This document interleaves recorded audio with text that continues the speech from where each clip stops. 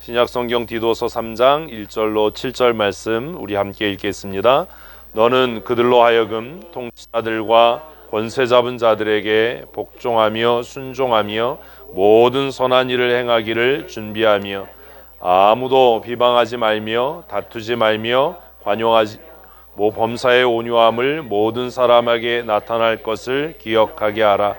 우리도 전에는 어리석은 자요 순종하지 아니하는 자요 속은 자요 여러 가지 정욕과 행락에 종노릇한 자요 악독과 투기를 일삼은 자요 가증스러운 자요 피차 미워한 자였으나 우리 구주 하나님의 자비와 사람 사랑하심이 나타날 때에 우리를 구원하시되 우리가 행한 바 의로운 행위로 말미암지 아니하고 오직 그의 긍휼하심을 따라 중생의 씻음과 성령의 새롭게 하심으로 하셨나니 우리 구주 예수 그리스도로 말미암아 우리에게 그 성령을 풍성히 부어주사 우리로 그 은혜를 힘입어 의롭다 하심을 얻어 영생의 소망을 따라 상속자가 되게 하려 하심이라. 아멘. 아멘.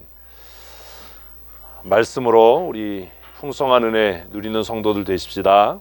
우리 주위에 계신 분과 한번 인사하십시다. 성령 충만합시다. 네, 한 가지 이제 질문이 생기죠. 왜 성령 충만해야 되는가? 왜 성령 충만해야 되죠? 크게 말을 해. 궁시렁거리지 마요. 왜 성령 충만해야 되죠? 영생의 소망을 갖게 하기 위해서. 성령 충만 안 해도 되나요? 우리는 그렇게 생각해요. 예수 믿는 것과 성령 충만은 별개다. 성령 충만한 건 일부 특별한 사람만의 것이다 라고 생각을 해요. 어제 우리 최영미 집사님 가정 신방하면서 예수님께서 잠드신 배에서 제자들이 난리를 치다가 깨서 예수님을 깨워서 우리를 살려주세요 했던 말씀을 함께 생각하면서 물었어요. 예수님이 제자들을 왜 야단쳤나? 왜 야단쳤나? 제자들은 자신들의 능력으로 어떻게 그 사태를 모면하려고 애썼는데 해결이 안 되죠. 그래서 우리가 죽게 되는데 선생님 주무실 겁니까? 그래서 깨웠어요.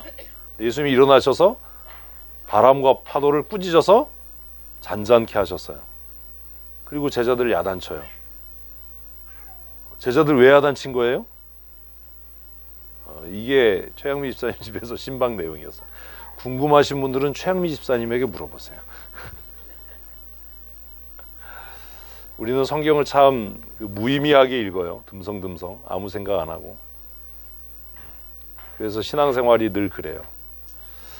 올해 우리 교회는 말씀과 기도로 부흥하는 한 해가 될 겁니다.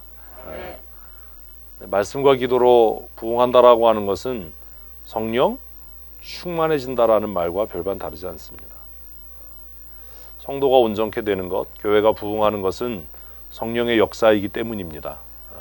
말씀과 기도로 승리하십시다. 성령 충만, 왜 성령 충만해야 하는가? 그러면 이제 신비주의자들은 능력을 행하기 위해서, 능력을 받기 위해서 성령 충만해야 권능을 받는다 이렇게 생각을 하는데 정말 그런가? 정말 그런가?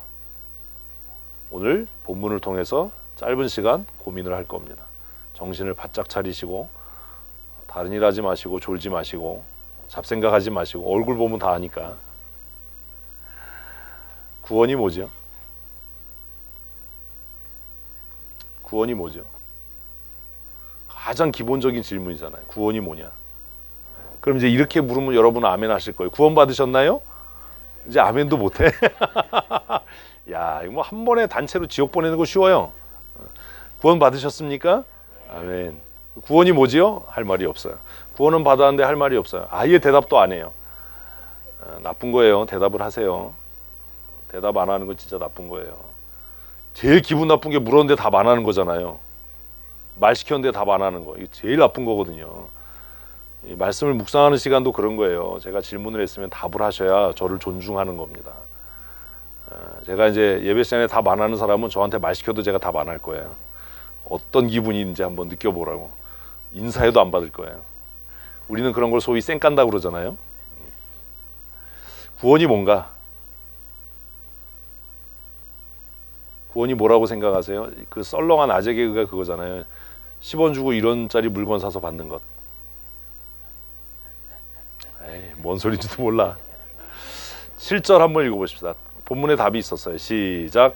우리로 그의 은혜를 힘입어 의롭다 하심을 얻어 영생의 소망을 따라 상속자가 되게 하려 했습니다. 구원이 뭐예요? 상속자가 되는 거예요. 상속자가 되는 거. 구원이란 그냥 뭐 죄사함 받았어요, 뭐 이게 아니라 하나님의 나라를 뭐 할 사람? 상속할 사람. 하나님의 나라를 상속할 상속자가 되는 것. 이런 건 이제 외우셔야 돼요. 쓰지 말고. 써봐야 기억 안 나요. 우리가 써서 기억할 만큼 그렇게 똑똑하지 않아요. 여러분 자신을 과대평가하지 마세요. 그냥 그 자리에서 외우는 거예요. 구원이란 뭐다? 하나님의 나라를 얘기를 해야지 뭘 상속해. 금이야.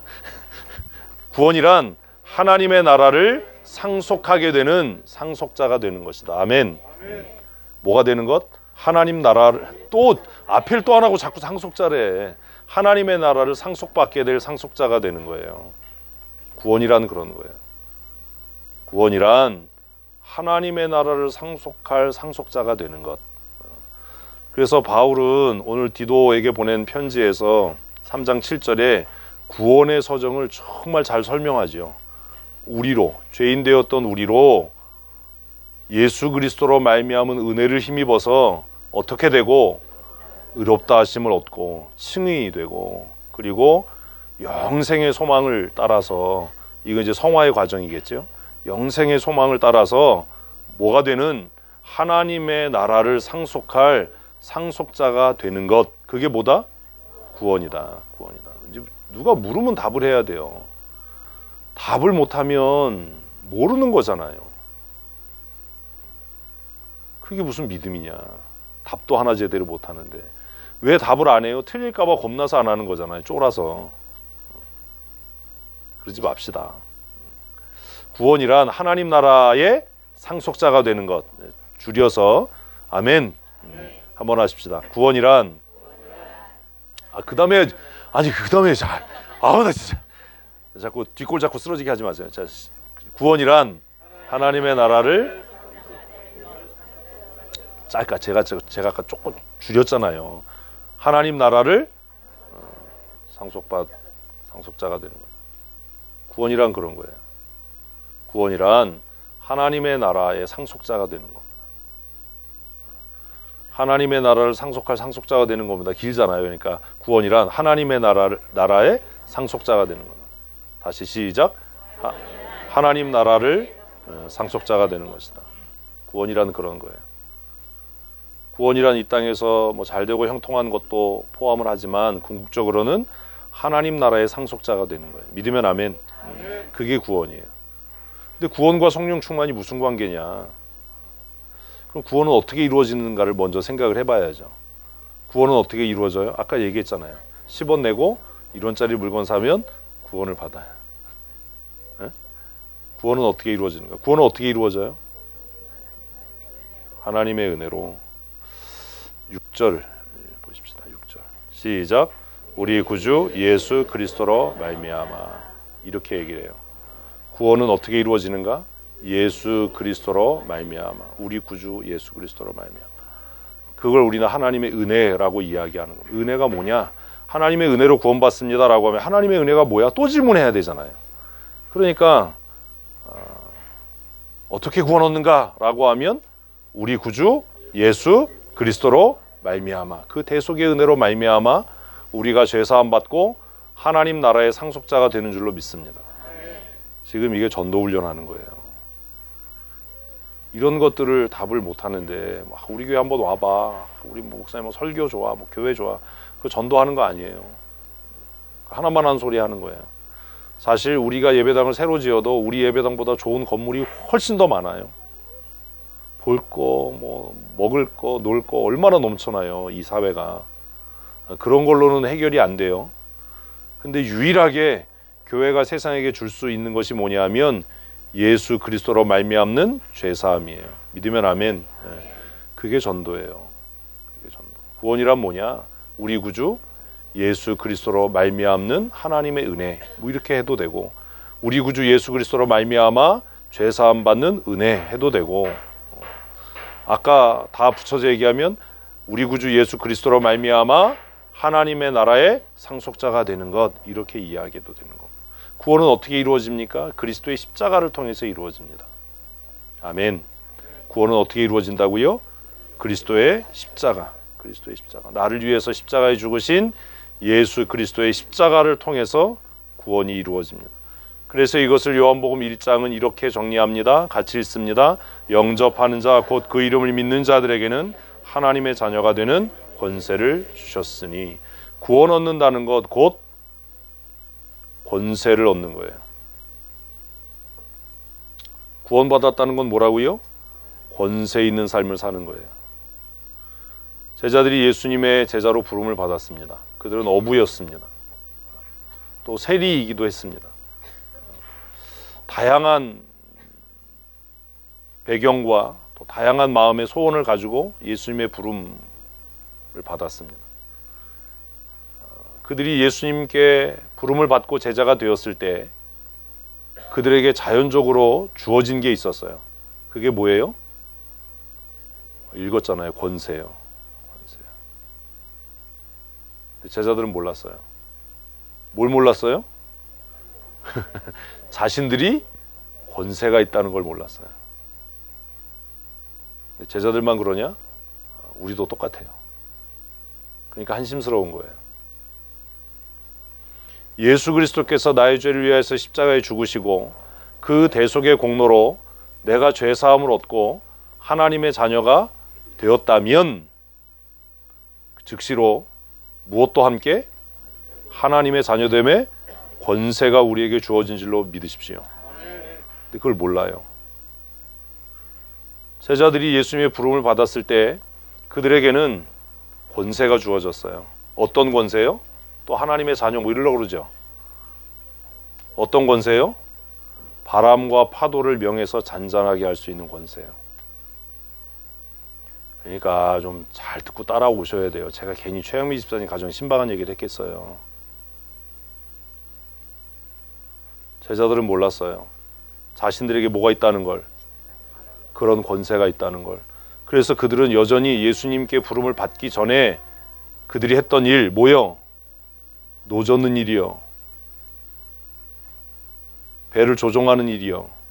그래서 자신들이 이전에 했던 모든 수고를, 모든 기술을 동원해서 그 풍랑 있는 바다를 항해하려고 했던 겁니다. 그런데 아무리 애를 써도 해결이 안 되는 거예요. 야, 이러다가 우리 다 죽겠다. 그래서 자고 있는 예수님을 깨우면서, 선생님, 주님, 우리가 죽게 된 것을 왜 돌아보지 않습니까? 라고 얘기를 했어요. 너무 억울한 거죠. 사실 제자들은 자기들 딴에는 예수님이 너무 피곤하게 주무시니까 방해하지 말아야지, 푹 쉬게 해야지, 이런 마음으로 열심히 애를 쓴 거예요. 딱 누가 그러는 거예요? 대답을 안 해요. 여러분들이 그러고 사는 거예요. 내 노력으로, 내가 과거에 했던 그 노하우를 가지고 그걸 하려고 열심히 하는 거예요. 근데 수고하면 할수록 상황은 더 악화되는 겁니다. 해결이 안 되는 겁니다. 그래서 예수님 깨웠어요. 그랬더니 예수님이 벌떡 일어나더니, 야, 뭐 오른편으로 저, 왼편으로 저, 뭐 너는 뭐 키를 잡아, 이게 아니고 그냥 딱 일어나더니 그냥 뭐라고요? 잠잠해. 잠잠해. 그게 찬송에도 있잖아요. 구주여 풍, 이거잖아요. 바람 위에서 한잔해, 그거잖아요. 맨날 노래만 하면 뭐하냐. 그러니까 내가 여러분들한테 뻐꾸기냐 이러죠. 노래만 하는 거예요. 시간 되면 나서 뻐꾹 뻐꾹. 어려서는 그 뻐꾸기 시계 있는 집은 되게 부자였어요. 뻐꾸기가 나서 노래할 때마다 파리채로 뻐꾸기 시계. 근데 바람과 파도를 잔잔하게 하신 예수님이 더 충격적인 말을 하는 거예요. 예수님이 잠잠해. 그러니까 샥 언제 그랬냐는 듯이. 그러니 제자들을 보고 짝 째려보면서는 없어요. 뭐라고 얘기하셨어요? 너희 믿음이 어딨니? 왜 두려워하니? 야단을 쳤어요. 예수님이 제자들을 꾸중하셨다는 것은 제자들에게도 그럴 능력이 있었다라는 거잖아요. 만약에 제자들에게 그런 능력이 없었는데 예수님이 꾸중하셨다면 예수님이 나쁜 분이죠. 응? 근데 우리는 성경 읽으면서 그런 생각을 전혀 안 하죠. 그냥 뭐 풍랑을 잔잔케 하셨어. 맨날 그 얘기예요. 그래서 우리는 이제 그 수준에서 설교를 해요. 설교가 그래서 어려운 거예요. 뭐 믿음이 뭐 새신자 뭐 이러니까 고난과 환난을 만나면 예수님께 나아가라. 예수님께 나가면 예수님이 해결해 주신다. 제가 우리 교회에서도 그 설교 했어요. 성경 공부 우리 하기 시작하기 전에 수준이 그만하니까. 근데 이제는 예수님께 나갈 필요도 없는 거예요. 사실 뭐 하면 되는 거예요? 명령하면 되는 거예요. 안 믿어져요. 왜 명령하면 돼요? 그렇죠. 나에게 권세가 있으니까요. 믿으면 아멘. 믿긴 뭘 믿어. 나에게 뭐가 있다고요? 하나님의 자녀됨의 권세가 있으니까요. 그 권세는 언제? 내가 그리스도를 구주로 영접하고 시인할 때 그냥 따라온 거예요. 그래서 최양민 집사님 집에 가서 이걸 신방했는데 얼굴 표정 보니까 전혀 안 믿는 얼굴이야. 개뻥 치지 마라 아저씨 뭐 이런 얼굴이야. 목사가 신방 가서 개뻥이나 치고 그래서 되겠어. 그래서 제가 그랬어요. 자동차 사지 않았냐? 샀다. 그럼 자동차 살 때 따라오는 게 있다. 뭐가 따라와요?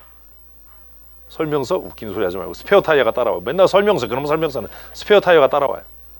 몰라요. 뒤트렁크 딱 열면 요즘 얘기하지 말고 요즘 차가 아니잖아. 요즘 차는 수리키 따라와. 딱 열면 스페어 타이어가 있어요. 뭐도 있어요? 자키도 있어요. 자동차를 들 수 있는. 그리고 너트를 풀 수 있는 공구도 있어요. 이거 내가 산 거 아닌데? 난 뭐만 샀어요? 자동차만 샀으니까 그거 갖다 줘야 되잖아요.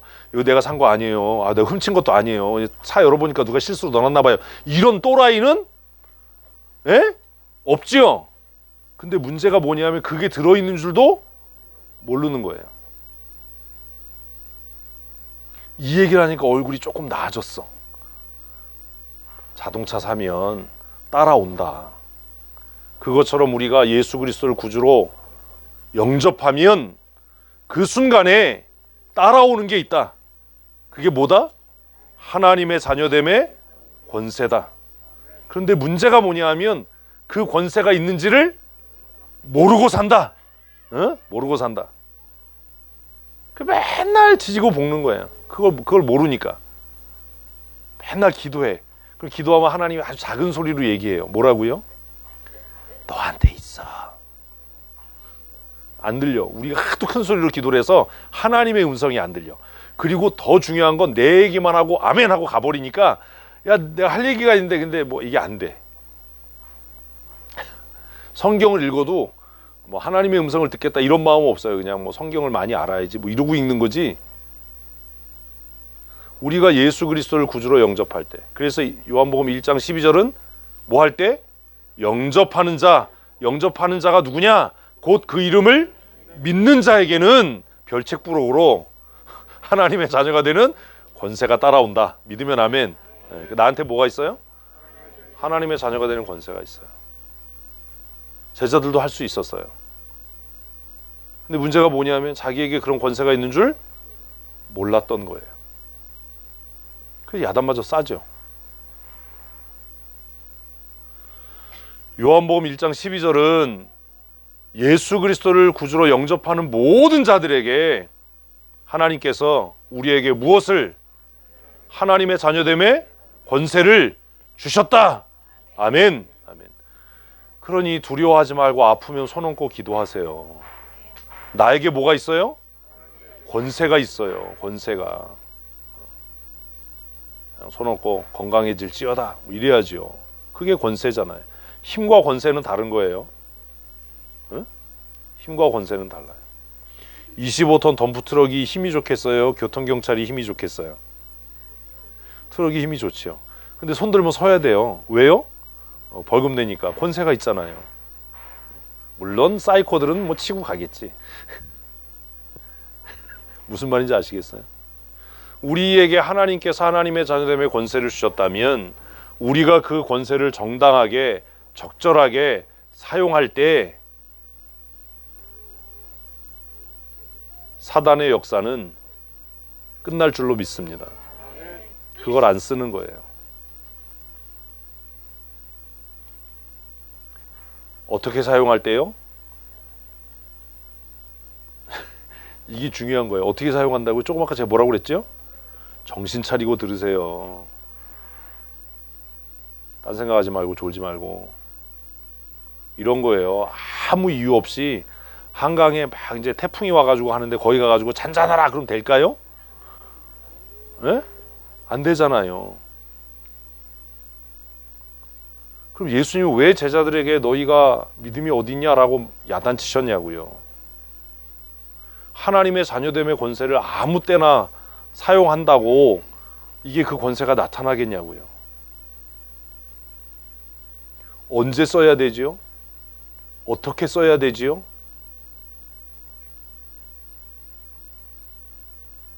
이래서 망하는 거예요. 뭐가 있는데도, 권세가 있는데도 있는 줄도 모르고, 더 중요한 건 이제 지금 이제 알았는데 권세가 있다라는 걸 알았는데 문제가 뭐냐? 언제 어떻게 써야 되는지를 모르는 거예요. 그러니 맨날 바보같이 사는 거예요. 아무 때나 하면 되겠냐고요. 하나님의 자녀 된 권세를 하나님이 주셨다니까 내가 한번 해봐야지. 그래서 막 장마철에 비 오는데 멈춰라! 예수 이름으로 명한다! 그러면 어떤 역사가 나타나요? 목이 쉬어요. 아무 역사가 일어나지 않아요. 왜 그래요? 고민해 보세요. 생각해 보세요. 성경은 우리에게 우리가 그리스도를 구주로 영접할 때 예수님께서 내 죄를 위해서 십자가에 달리셨고 그 고난을 통해 내가 죄 사함 받았고 내가 하나님 나라의 상속자가 되었다라고 믿을 때 하나님 나라뿐만 아니라 하나님의 자녀가 되는 권세도 주셨다. 아멘. 아멘. 그렇게 선언하고 있다라는 거예요. 그런데 이 권세는 내 능력에 의해서 받은 게 아니에요. 그걸 5절은 이렇게 얘기를 해요. 시작. 우리를 구원하시되 우리가 행한 바 의로운 행위로 말미암지 아니하고. 하나님의 자녀가 되는 권세는 나로 말미암은 게 아니에요. 그래서 내가 믿음이 없어요 이런 얘기도 사실 안 맞는 거예요. 어? 내가 돈을 덜 냈어요. 그래도 트렁크 열면 그거 들어있어요. 어? 문제는 뭐예요? 있는 줄 모르고 쓸 줄 모르는 거죠. 그래서 폐차할 때까지 어떤 차들 보면 폐차할 때까지 스페어 타이어 새 거고 자키도 한 번도 안 쓰고 그 뭐하러 돈 주고 그걸 받아왔어요. 우리나라가 그 얘기도 있거든. 우리나라가 참 땅덩어리가 좁아서 복이다. 근데 그래서 멍청해진다. 우리는 보험에서 전화하면 뭐 30분 안에 오잖아요. 길어도 1시간 안에 오잖아요. 캐나다나 몽골이나 러시아에서는 얼어 죽어요. 안 와요 아무도. 타이어 펑크 나면 어떻게 해야 돼요? 자기가 갈아야 돼요. 아무도 안 온다고요. 한국 교회 성도들은 그런 거야. 뭐만 있으면 전화해서 목사님 신방 와주세요. 뭐 기도원 가고 이러니까 자신에게 있는 권세를 사용할 줄을 모르는 거예요. 뻑하면 가서 기도받고 뭐하러 기도를 받아. 너한테도 권세가 있는데.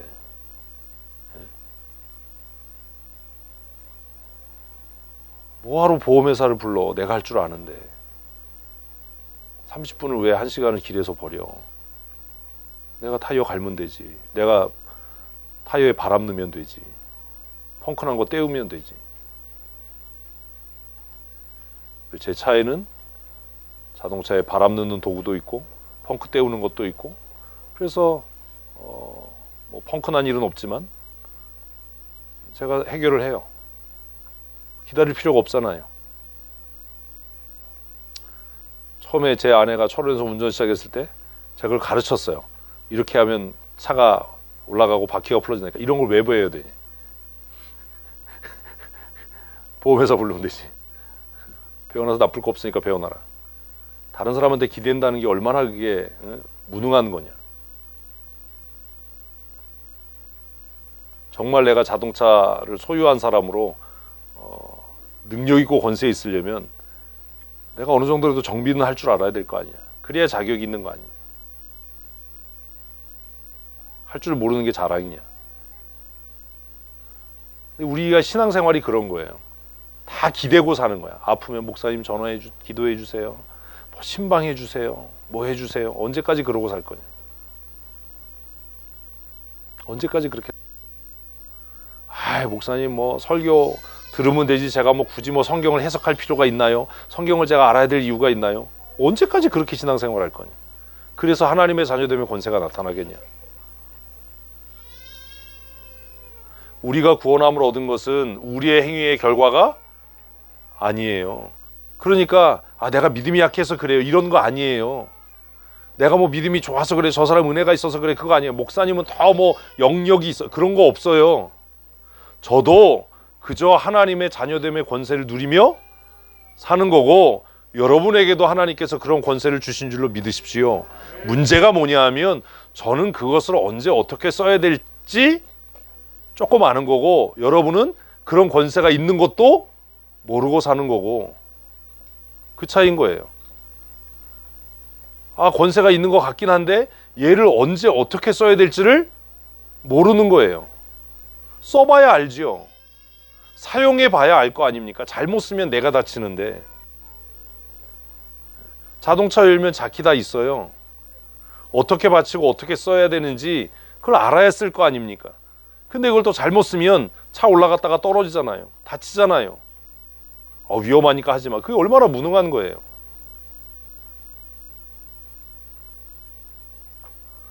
하나님께서 우리에게 주신 자녀됨의 권세는 내 능력의 결과가 아니에요. 그러니 목사라고 장로라고 권사라고 일반 성도라고 해서 그 능력이 차이가 있는 게 아니에요. 왜? 그 권세는 동일하게 누가? 하나님 아버지께서 우리 모두에게 주셨기 때문이에요. 그게 5절이에요. 우리는 이걸 보면 그냥 구원이 내 능력이 아니야 이런 바보 같은 소리만 하고 끝나는 거예요. 자녀됨의 권세는 모든 성도에게 하나님께서 은혜로 주신 것인 줄로 믿으십시오. 그러니 나에게 뭐가 있어요? 권세가 있어요. 누구한테 가서 기도받지 않아도 누구한테 기대지 않아도 내가 스스로 내 삶의 문제를 해결하고 개척할 뭐가 있다고요? 권세가 있다고요. 능력이 있다고요. 믿으면 아멘. 그게 5절이에요. 이걸 요한복음 1장 13절은 뭐라고 이야기하냐면 이는 혈통으로나 육정으로나 사람의 뜻으로 된 것이 아니고 오직 하나님께로부터 난 자들이다. 그러니까 권세는 내 능력에서 기인한 게 아니라 누구로부터? 하나님께로부터 온 거예요. 저분은 기도 많이 하니까 나는 기도 안 하니까 이런 거 아니라고요. 기도 많이 해서 하나님의 자녀가 됐냐고요. 아니잖아요. 기도 안 한다고 하나님의 자녀가 아니냐고요. 그럴 수도 있나? 뭔 얘기인지 아시겠어요? 사단은 우리에게 찾아와서 너 평소에 기도도 안 하다가 기도하면 하나님이 들으시냐? 이렇게 참소할지 모르지만 우리가 정말로 하나님의 은혜로 예수 그리스도로 말미암아 죄사함 얻고 하나님의 자녀가 되었다면 우리 모두에게 하나님께서 하나님의 자녀됨의 권세를 주신 줄로 믿습니다. 이걸 누리며 살아야 돼요. 왜 신앙생활이 재미없어요? 왜 예배가 재미없어요? 뭐가 없는 거예요? 누릴 줄 모르는 거예요. 누릴 줄 모르면 재미없어요. 누리기 시작하면 재밌어요. 여러분 클래식 음악 들으면 졸리잖아요. 왜요? 잘 모르고 누릴 줄 모르니까 졸린 거예요. 너무 좋잖아요. 근데 잠자기에 그죠? 신앙생활도 그런 거예요. 내가 그걸 누릴 줄 알면 어때요? 너무 재밌지요. 너무 즐겁지요. 누리게 되면 자동차를 좋은 걸 사서 기사를 두고 타는 분들을 저는 아직까지 이해를 못해요. 왜요? 운전은 즐기는 거예요. 운전이 이동하는 수단인 사람은 그게 괴로운 일이지만 그럼 좋은 차를 살 필요도 없어 사실. 좋은 차를 사는 이유가 뭐예요? 운전을 즐기기 위해서죠. 그 다이나믹한 운전을. 정말 그 엔진에서 뿜어져 나오는 그 힘을 즐기기 위해서 아닙니까? 근데 밟았는데 안 나가시. 에이씨. 그런 거잖아요. 즐길 수 있어야 기쁨이 있고 즐거워져요. 여러분 예배를 즐기십시오. 그래야 기뻐요. 이게 예배를 견디기 시작하면 이게 무슨 기쁨이 있어요. 이것처럼 따분한 시간이 어디냐고. 응? 이 시간에 차라리 텔레비전을 보든지 그게 낫지요. 뭐 하지 못하면 즐길 수 없다면 저는 바이크 타는 걸 즐겨요. 그 기쁨을 모르는 사람은 그 위험한 걸 왜 해? 왜 2바퀴 타? 4바퀴 타지? 그럼 제가 그러죠. 그렇게 얘기할 수 있어. 너는 이 기쁨을 모르니까. 이 아슬아슬함을 모르니까. 이 상쾌함을 모르니까. 그럴 수 있어. 나는 위험을 즐겨. 너한테는 그게 위험하고 무모한 것처럼 보이지만 나는 그걸 즐기고 있어. 그래서 기뻐. 올라타면 기쁘잖아. 그치? 깜둥이. 우리 깜둥이는 잘 달려요. 예배도 그런 거예요. 어떻게 예배가 기뻐요? 내가 즐기기 시작할 때예요. 이걸 견디기 시작하면 괴로움이 돼요. 하나도 재미없잖아요. 하나님의 자녀됨의 권세를 즐기십시오. 누리셔야 됩니다. 찬송도 즐겨야 되고 기도도 즐겨야 되고 예배도 즐거워져야 돼요. 모든 건 다 무엇과 연결돼 있어요? 즐거움이요. 어렵지요. 즐거움이요. 그게 참된 자유함이에요. 즐겁지 않은 일은 노예로 하는 거예요. 억지로. 그래서 아르바이트하고 주인집 아들은 다른 거예요. 주인집 아들은 손님이 많으면 어때요? 즐거워요. 왜? 다 내 돈 낼 거니까. 아르바이트는 손님 많으면 어때요? 짜증나요. 시급은 똑같은데 힘드니까. 하나님의 자녀됨의 권세를 누리는 사람은 예배가 어때요? 즐거워요. 근데 이게 아닌 사람은 예배가 지루하지요. 그냥 찬송하고 사도신경하고 그냥 빨리 그냥 죽도록 끝나면 이게 할렐루야 땡큐인데 이게 아닌 거야. 너무 힘들죠. 즐길 수 없으니까. 즐기지 못하는 건 너무 힘들잖아요. 저는 요리를 못 즐겨요. 만드는 거예요. 먹는 건 잘해요. 그래서 제가 뭐 하면 다 때려놓고 그냥 한 번에 그냥 그런데도 맛있어. 이러면 능력인데 한 번에 때려놓고 하면 맛이 없어요. 하나님의 자녀됨의 권세는 우리에게서부터 기인한 게 아니에요. 그건 하나님께로부터 난 거예요. 그러니까 우리 모두는 무슨 책임이 있냐 하면 그 권세를 누리는 책임이 있어요. 누려야 할 책임이 있어요. 그 권세를 누리는 것은 어떻게 나타나요? 즐기는 것으로 나타나요. 놀이동산에 돈 내고 들어가서 왜 위험한 롤러코스터를 탑니까? 그걸 즐기는 거잖아요. 그 위험을, 아슬아슬함을, 짜릿짜릿함을. 에이씨. 하나님의 자녀됨이라고 하는 건 난폭하게 휘두르고 압제하는 게 아니라 매 순간의 삶을 뭐 하는 것이다? 즐기는 거예요. 특별히 찬송하고 기도하고 예배하는 것이 즐거워져야 되는 거예요. 그게 자녀됨의 증거예요. 예배가 번거로워지고 찬송이 귀찮아지고 기도가 시들해지면 하나님의 자녀됨의 권세가 내게서 사라져가는 겁니다. 그 자녀가 아닌 겁니다. 그래서 심각해지는 겁니다. 하나님의 자녀됨의 권세는 내 능력에서부터 시작되는 것이 아니라 누구에게로부터? 하나님 난 자들이다 라고 요한복음 1장 13절은 우리에게 너무나 선명하게 이야기하거든요. 그러면 이 구원이 어떻게 각 사람에게 적용되는가? 다른 말로 하면 어떻게 그 권세를 사용할 것인가? 어떻게 매 순간의 신앙의 삶을 즐길 것인가? 똑같은 얘기잖아요. 정신을 차리고 들어야 된다니까. 하나님의 자녀됨의 권세를 언제 어떻게 사용할 것인가? 언제 사용해야 되나? 어떻게 사용해야 되나? 어떻게 그 길고 지루한 예배가 즐거움이 되고 즐길 수가 있을까? 저 어렸을 때 부흥회는 설교만 3시간이었잖아요. 응? 설교만 3시간. 소위 말하는 준비 찬송 1시간. 북치면서. 야, 그리고 설교 끝나면 대부분 통성기도 하잖아. 그냥 불 끄고. 그래서 기도 끝나면 점심 집회. 점심 집회 끝나고 기도 끝나면 저녁 집회. 그리고 새벽, 아침, 점심, 저녁. 하루에 4번 했어요. 집회를. 새벽 기도도 막 1시간, 2시간씩 하고.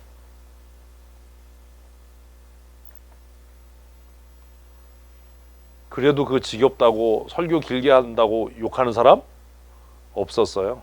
그때 한국교회는 말씀을 즐겼어요. 왜요? 딱히 즐길 다른 게 없었거든요. 근데 놀라운 건 그렇게 성도들이 그 집회를 즐기고 찬송을 즐기고 말씀 듣기를 즐거워할 때 교회는 부흥했어요. 지금은 이거 안 즐거워요. 솔직하게. 이거 안 즐겁고 이걸 안 즐기는데 부흥해야 된다고 기도는 해요. 이게 얼마나 웃기냐. 아니 내가 즐겁지 않은 일을 왜 남한테 강요를 하냐. 내가 즐거워야 누구에겐가 그것을 전할 수 있을 거 아닙니까? 뭐가 즐거워? 예배가 즐거워. 그러니 너도 예배 나와봐. 나도 예배가 안 즐거운데 누구한테 예배 나오라고 그래요? 신앙생활이 너무 즐거워. 그러니 너도 한번 즐겨봐. 이 삶을 살아봐. 그 저는 만나는 사람에게 뭘 전해요? 바이크 타라고 전해요. 너무 짜릿하다. 너무 살아있는 것 같다. 바람을 가는 게 너무 즐겁다.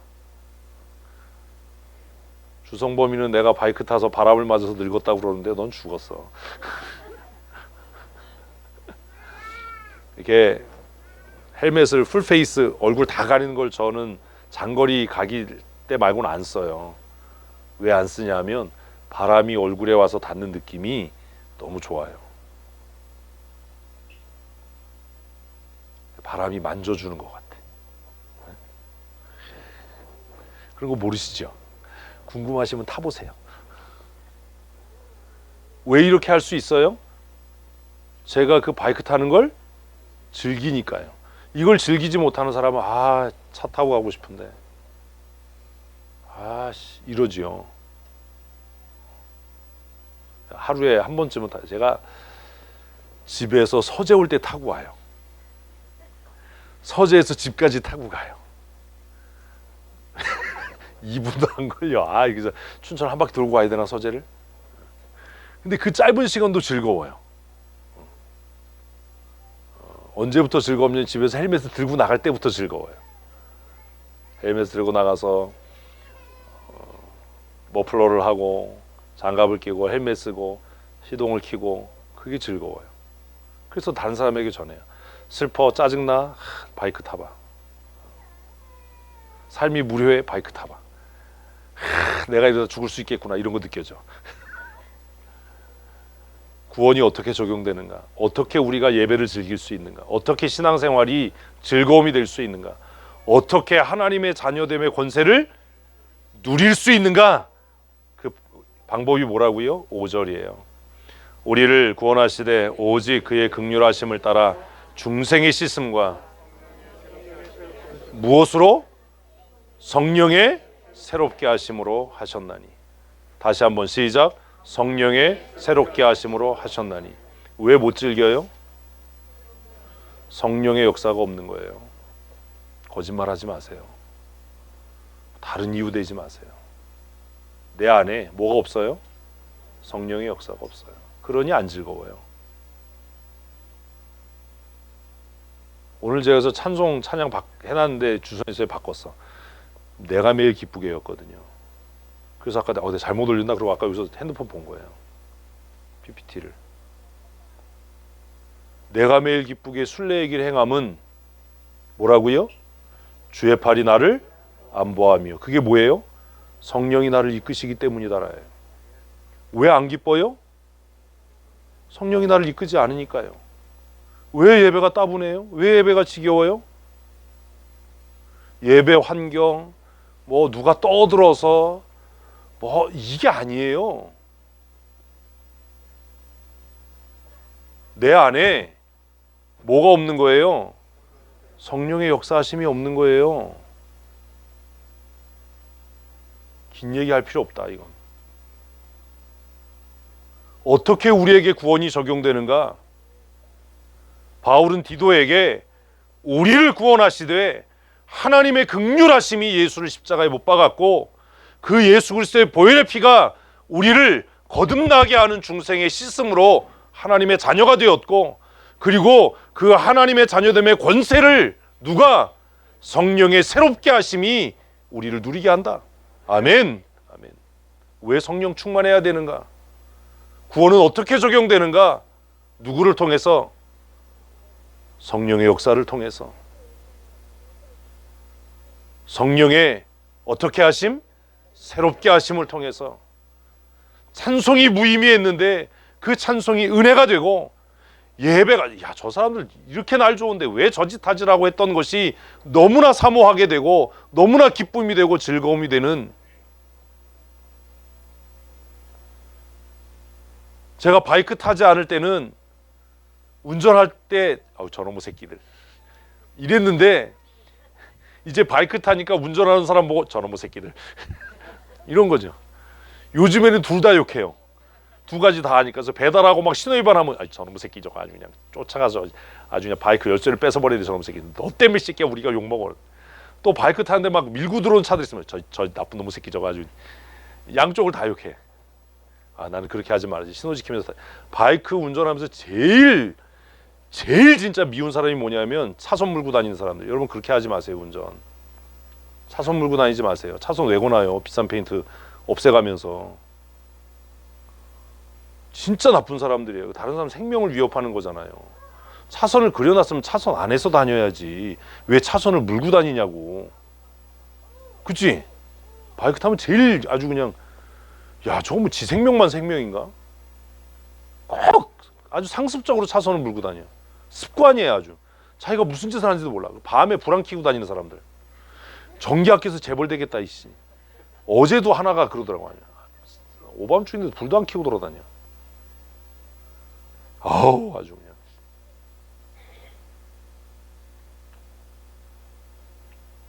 누려봐야 기쁨을 알아요. 누려봐요. 하나님의 자녀됨의 권세가 왜 안 나타나요? 성령께서 내 안에서 그 권세를 언제 어떻게 써야 되는지를 깨닫게 하시지 않기 때문이에요.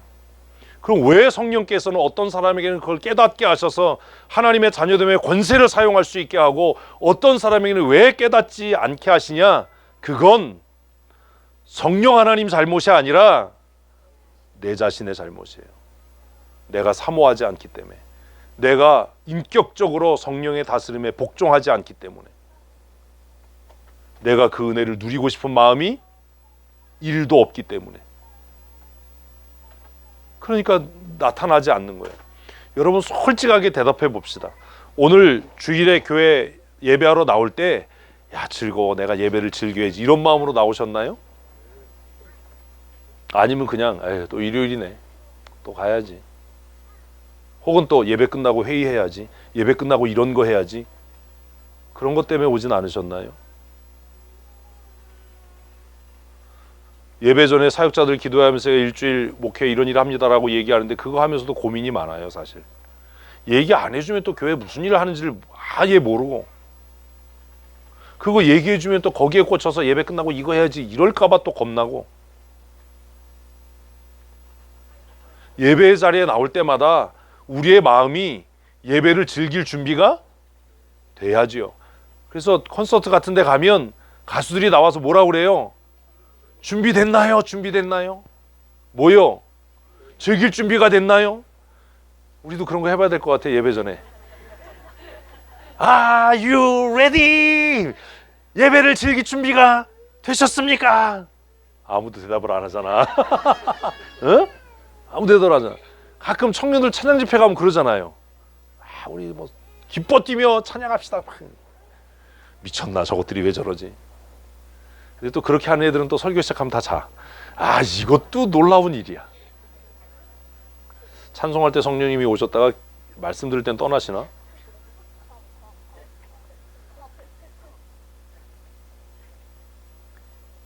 우리에게 어떻게 구원이 적용되는가? 그건 누구의 역사예요? 성령의 역사예요.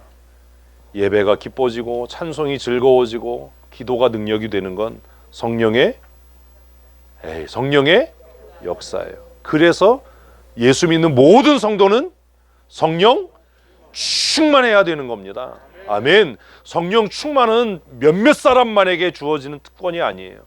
우리가 날마다 하나님의 자녀됨의 권세를 누리며 살아가려면 나 왜 이렇게 우울하지? 나 왜 이렇게 재미없지가 아니라 내가 지금 성령으로 충만하지 않구나. 그럼 내가 왜 성령으로 충만하지 않을까? 내가 교만하기 때문인가? 내가 아집이 세기 때문인가? 내가 인본적인 사람이기 때문인가? 아직도 내가 죄와 짝해서 살아가기 때문인가? 내가 마귀의 종로로 타는 사람인가? 내 자신을 면밀하게 이성적이고 논리적으로 살펴봐야 되지 않습니까? 아직도 내가 인본적이어서 그렇다면 하나님의 말씀에 복종하는 훈련을 해야 될 거고, 아직도 내가 죄의 속성을 따라간다면 회개해야 될 거고, 사모함이 없다면 엎드려 기도해야 되는 거죠. 엎드려 기도해야죠. 고난주간 한 주간 기도하면서 제가 가장 많이 했던 기도, 이제 12시부터 기도해서 성도들을 위해서, 교회를 위해서, 교단을 위해서 기도하고, 이제 2시 넘어가면 그때부터 이제 저를 위해서 기도해요. 제가 한 가지 기도했던 게 뭔지 아세요? 하나님, 나에게 성령의 기름 부으심을 날마다 새롭게 해주십시오. 나를 성령으로 충만케 해주십시오. 내가 날마다 기뻐하며 즐거워하게 해주십시오. 어떤 일을 만나도 낙심치 않게 해주십시오. 그 기도예요. 다른 기도할 게 없잖아요. 성령 하나님 오셔서 나를 주장해 주십시오. 내 안에 날마다 뭐가 넘치도록, 기쁨이 넘치도록, 하나님의 자녀됨의 권세가 내 삶을 통해 나타나도록. 그 기도잖아요. 근데 그 기도를 어떻게 살살할 수 있냐고요. 그러니까 목이 쉬지요. 구원은 성령의 역사예요. 성경을 머리로 배우지 마세요. 뭘 자꾸 쓰려고 그러지 마세요. 성령이 오시면 우리를 모든 진리 가운데로 인도하실 줄로 믿습니다. 그래서 오늘 본문은 바울은 디도에게 성령의 새롭게 하심으로 우리가 하나님의 자녀됨의 권세를 누리게 하셨다. 할렐루야. 아멘. 그래서 성령 충만해야 되는 거예요. 성령 충만하기 기도합시다 그러면 할 말이 없어. 하면서도 맨날 그냥 뜬금없는 소리만 하고 아무 그냥 사모함 없이 하고, 그러니까 예배도 재미없고 기도도 재미없고 찬송도 재미없고 신앙생활 자체가 무의미해져 가고, 남의 이목 때문에 찬송하고 하도 목사가 깽깽거리니까 기도하고, 이런 거지. 그게 정말 즐겁냐라는 거예요. 정말 191장 찬송 가사처럼 내가 매일 정말 기쁘고 즐겁냐. 우리에게 구원은 성령의 역사하심으로 마다 새롭게 적용되는 줄로 믿습니다. 구원과 성령 충만, 어떤 관계예요? 같은 이야기예요. 밀접한 관계예요. 친한 관계예요. 중요한 관계예요. 맞아요. 구원은 곧 성령 충만이에요. 구원 받았는데 성령 충만하지 않다, 이건 문제가 있는 신앙이에요. 이건 고민해 봐야 되는 신앙이에요. 정말 우리가 하나님의 예정과 선택 안에서 구원함을 받았다면 하나님께서는 우리 모든 사람들에게 성령을 충만케 부어주실 줄로 믿습니다. 문제가 뭐예요? 내가 전심으로 사모하지 않는다는 거예요. 내가 인격적으로 사모하지 않는다는 거예요. 하나님 나에게 성령의 기름 부으심을 날마다 새롭게 해주십시오라고 기도하지 않는다는 거예요. 그리고 설령 기도했다 하더라도 그 기도가 참되고 진실하지 않다라는 거예요. 그렇게 기도하면서도 믿지 않는 거예요. 마치 풍랑이는 바다에 그 작은 배 안에서 오돌오돌 떨고 있던 제자들처럼요. 얼마나 불쌍합니까? 뭐가 있는데, 능력이 있는데, 권세가 있는데 뭐하지 못하는, 사용하지 못하는. 돈이 없어서 배가 고른 건 덜 불쌍해요. 응? 지갑에 돈이 있는데도 돈이 있는 줄도 몰라서 배 고른 건 더 불쌍하잖아요. 어떤 동네에 할만 씨가 굶어서 돌아가셨대요. 아들은 외국에 나가서 정말 돈 많이 버는데, 그래서 사람들이 이 나쁜 놈의 새끼, 지 엄마 굶어 죽게 만들었다고 아주 쌩 욕을 했대요. 그래서 장례를 치르려고 동네 사람들이 와서 보니까 아들이 외국에서 보낸, 옛날엔 전신환이었잖아요. 또 몰라요? 우체국에 가서 바꿔주는 거, 그걸 벽에다가 다 도배를 해놨대요. 아들이 한 달에 한 번씩 이쁜 그림을 보내준다. 그리고 굶어서 돌아가신 거예요. 이게 웃을 얘기입니까? 이게 웃을 얘기냐고요. 아들은 어머니가 편안하게 사시라고 정말 거액의 돈을 다달이 송금을 했는데, 그 어머니는 그거 받아서 아이고 우리 아들이 이번 달에도 이렇게 이쁜 그림 보내줬네. 벽에다 도배하고 그리고 굶어 죽은 거예요. 우리가 예수 믿을 때 예수님이 내 죄를 위해 십자가에 죽으셨고 내가 예수 그리스도로 말미암아 하나님의 자녀가 되었습니다, 내가 하나님 나라 갈 줄로 믿습니다라고 고백할 때 하나님께서 우리에게 모두에게 하나님의 자녀가 되는 권세를 주셨는데, 내가 받은 권세가 뭔지도 모르고 그것을 어떻게 사용해야 될 줄도 몰라서 매일 불평하고 의심하고 매일 슬퍼하고 신앙생활을 즐길 줄도 모르고 하나님이 주신 이 한 번밖에 못 사는 인생을 큰 고민 속에서 슬픔 속에서 그렇게 살다가 이 세상이 끝나면 외국에서 보내온 수표 벽지로 도배한 할머니하고 뭐가 다르냐. 예배를 즐길 줄 모른다면, 찬송과 기도와 말씀을 즐길 줄 모른다면 교회에 나와 있는 게 무슨 의미가 있겠냐. 그 즐겁지 않은 일을 뭐하러 하냐. 저는 아직 운전하는 게 즐거워요. 운전하는 게 기뻐요. 여러분 안 기쁘세요? 저는 아직 바이크 타는 게 즐거워요. 탈 생각만 하면 흥분돼요. 저는 아직 예배하는 게 기뻐요. 말씀을 가르치는 게 즐거워요. 슬프고 외롭고 힘들다가도 찬송하면 힘이 나요. 낙심되다가도 기도하면 용기가 생겨요. 저는 아직까지는 신앙생활을 즐기고 있어요. 신앙생활은 하는 게 아니라고 생각해요. 바이크는 그냥 타는 게 아니라 뭐 하는 거예요? 즐기는 거예요. 제주도 가는 게 목적이 아니에요. 가는 과정을 즐기는 거예요. 고장나서 쓰기도 하고 고치느라고 고생도 하고 길바닥에서 짜장면도 먹고 그게 고생스럽더라고 생각하면 하지 말아야 되는 일이고, 야 이게 내 삶을 풍요롭게 하고 즐기는 거야 라고 생각하면 그 일이 또 하고 싶은 거죠. 그래서 저는 바이크 타고 호주도 가고 싶고 캐나다도 가고 싶고 미국도 가고 싶어요. 왜요? 내 젊음의 남은 날들을 더 풍성히 즐기고 싶거든요. 하나님이 주신 은혜. 더 많이 예배하고 싶고 더 많이 찬송하고 싶고 더 많이 기도하고 싶은 이유는 내가 아직 건강할 때 목소리 잘 나올 때 내 신앙의 삶을 뭐 하고 싶다고요? 즐기고 싶거든요.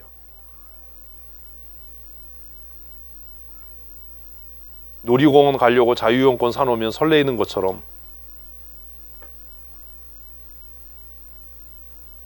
그게 성령의 충만 아닙니까? 여러분, 성령 충만이 무슨 방언하고 신유의 은사 행하고 이게 성령 충만이 아니라 예배가 즐거워지는 것, 아멘. 찬송이 기뻐지는 것, 기도가 능력이 되는 것, 아멘. 기도하면 염려하지 않고 찬송하면 근심이 사라지고 예배할 때 하나님의 나라의 소망이 더욱 굳건해지는 것, 그거 아닙니까? 우리가 살아가는 날 동안에 더 많은 고난과 환난을 만나게 될 겁니다. 피해가려고 하지 마십시오. 고난은 피해가는 게 아니라 돌파하는 겁니다. 하나님, 피할 길을 주십시오라고 기도하지 마시고 이길 능력을 주십시오. 하나님의 자녀됨의 권세를 사용하게 해주십시오 라고 기도하십시오. 성령 충만과 구원은 다른 이야기가 아닙니다. 그래서 예수 믿고 구원받은 사람들이라면 모두 뭐 해야 된다고요? 성령으로 충만해져야 합니다. 사랑하는 성도 여러분, 우리 성령 충만하십시다. 그래서 예배를 즐기고 기도를 누리고 찬송을 즐기는 성도들이 됩시다. 그게 기쁨이 되어야 되지 않겠습니까? 고난을 즐기는 성도들이 되십시다. 풍랑 있는 바다에 빠져 죽지 않을 거라는 걸 믿으면 얼마나 신나겠어요. 에? 얼마나 스릴이 있겠어요. 독수리 요새는 독수리 요새 없어졌지. 롤러코스터를 왜 타요? 죽지 않을 거라는 걸 믿으니까 타는 거 아닙니까?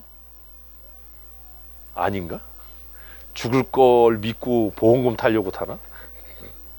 바이킹 타면서 손을 드는 이유가 뭐예요? 안 떨어질 걸 믿으니까 그 위험을 즐기는 거 아닙니까?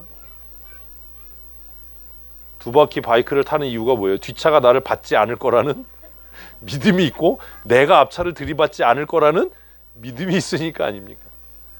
코너를 돌아도 내가 땅바닥에 나뒹굴지 않을 거라는 믿음이 있으니까 그러는 거 아닙니까? 신앙생활도 저는 그런 거라고 생각해요. 2021년 우리 모두 성령 충만합시다. 그리고 그 성령 충만한 증거가 무엇으로? 예배를 즐기는 것으로, 기도를 즐기는 것으로, 찬송을 즐기는 것으로. 제발 좀 인상 쓰지 말고. 제가 글을 하나 봤어요. 망하는 교회의 16가지 특징. 있어요, 그게. 망하는 교회 16가지 특징. 그래서 우리 교회는 얼마나 해당되나 그걸 찾아봤어. 또 우리 교회도 꽤 해당이 돼요. 야씨, 뜨끔했어요. 망하는 교회 첫 번째는 전도하지 않는 거예요. 전도하지 않는 교회, 핑계대는 교회. 그 중에 하나가 성도들의 얼굴이 무거운 교회. 딱 우리 교회 해당돼. 찬송을 해도